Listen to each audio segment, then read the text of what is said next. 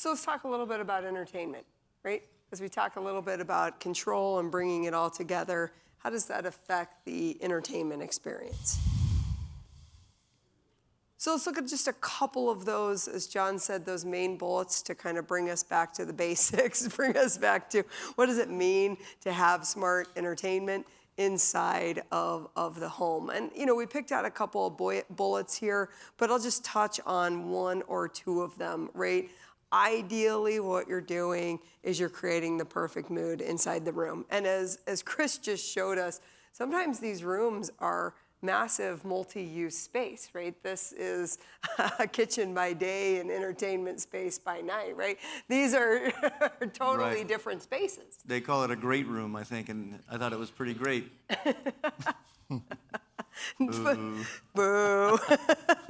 But I think they're definitely, you know, we're really looking at those entertainment controls to transform the mood in the room and the space, right? And that can be all the way from music, video, lighting, and everything in between so that people can really have not only the personalized experience for them, but the experience in the moment that they're looking for to really deliver.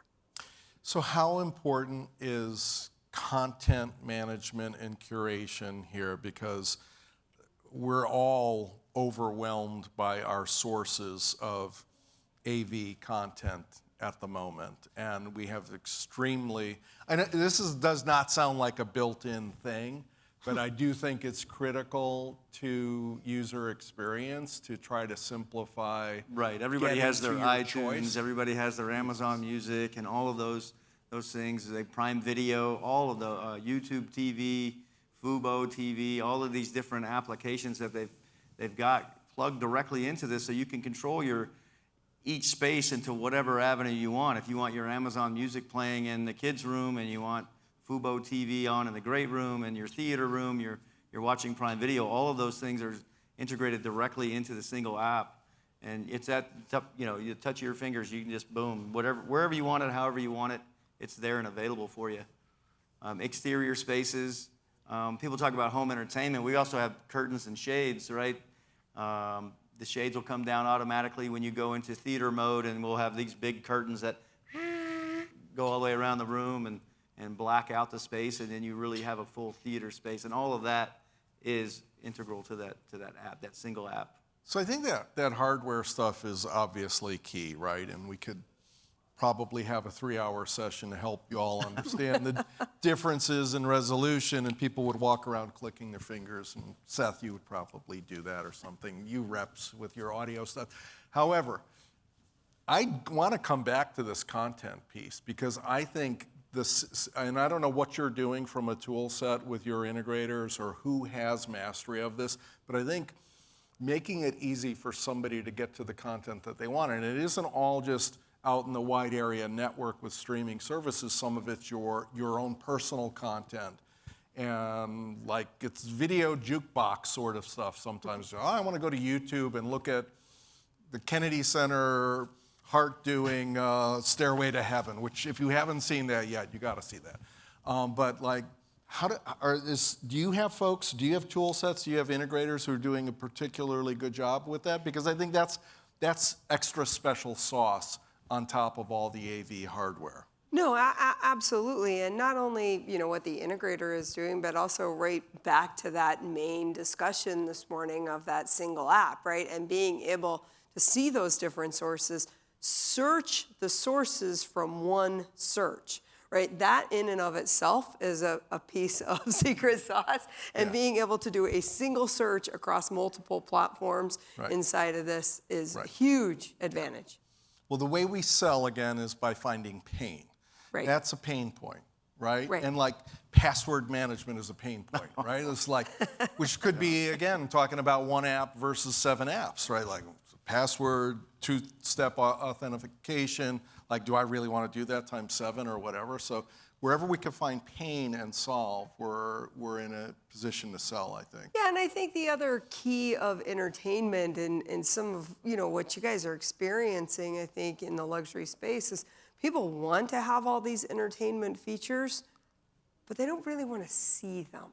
And so I think that that's another big piece of what you're dealing with is they want all these features, they want to have all of this in the home, but they want it to be somewhat invisible. And I think that's a piece here that we need to look at. And even you showed in some of the other pictures, what's really important was that ocean view. Yeah. But they also want the music and the TV and the AV in the background. I call this our contradiction picture. This is from the VM1 home in Las Vegas, in Henderson, really, Las Vegas area. What you can see in the background behind all the little screens is the brain of VM1. And we actually display that. We show that equipment off. If you've ever toured that home, you'll see it sticks right out at you through a piece of black glass. And you can see every piece of equipment that is the brain of the house. But as you walk through the space, you don't see any of those other things. You don't see any of the wall panels. You don't see any of the touch screens. You don't see the speakers. You don't see, so we hide it in one aspect and then we show off the brain in the other. And I think that's where we're leaning towards. We want to be able to see the screen, of course, but we don't want to see what controls that screen in the room that we're using. We don't need all those other bells and whistles on the wall distracting us from, the entertainment that we're trying to receive. Yeah, and I think the other, thing, Chris, that's really impressive to me as we look at some of these images that are going across the screen is also the idea of a clean ceiling.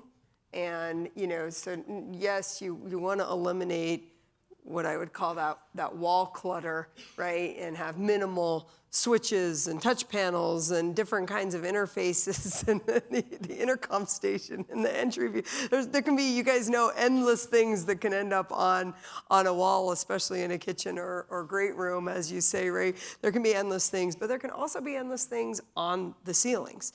And, if you look at all that. They just look up, right? Right. That isn't a luxury experience. Right. We hide all those things in the ceiling as well. And go back to, 5 or 6 years ago when you got that little touch screen and you mounted it on the wall, everybody was like, wow, this is awesome. I got this technology right here. There was a shift. I don't want to see that anymore. I just want to be able to access it. I need to know where it is, but I don't want to look at it all the time. And the same thing happened on the ceilings with lighting. We built troughs now. We dubbed it Vegas Modern Ceilings, where we have troughs that hide all of the technology, the lighting, the mechanicals, fire sprinklers. Everything's hidden inside those troughs, so everything is super clean, but we know that it's there, it's protecting us, it's serving us, and it's just out of the way. I think we tried to come up with a different word than trough. Trough, yeah. Last year. Baffles or channels Yeah. or something like that.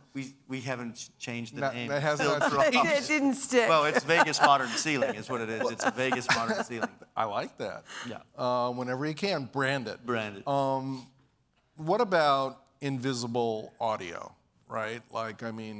The plastered into the wall audio. It's kind of coming in on. A couple of these that Yeah. are pretty How do invisible. we feel I wish about I that? could point them out. Yeah, But talk about But they're them. there.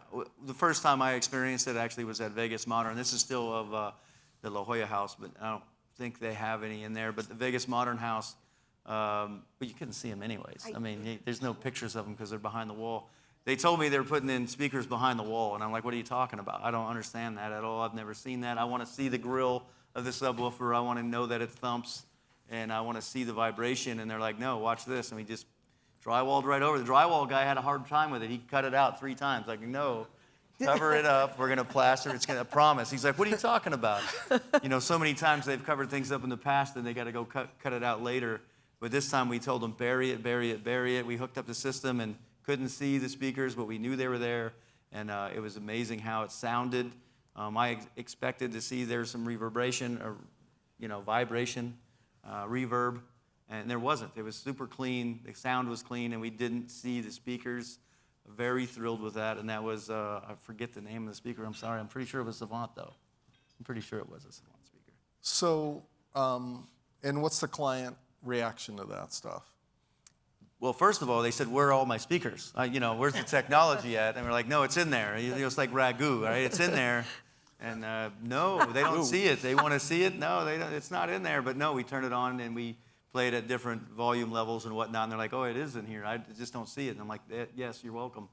And so it's really been a good experience at VM1, and we're taking it on the road with us to every home we build now. Yeah.